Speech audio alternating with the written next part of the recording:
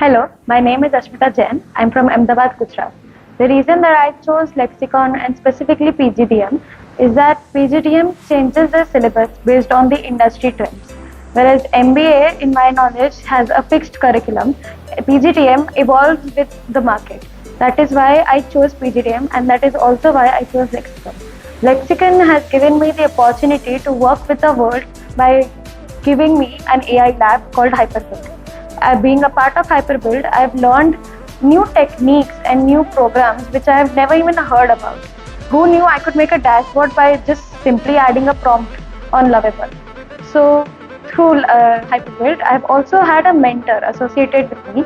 He is from Deloitte, he's ex-Google, and the knowledge that he is giving me, I do not think I could ever get that in a simple classroom, which is why I am loving being a part of Hyperbuild. I'm learning new techniques, I'm getting new knowledge, and I'm working with the industry.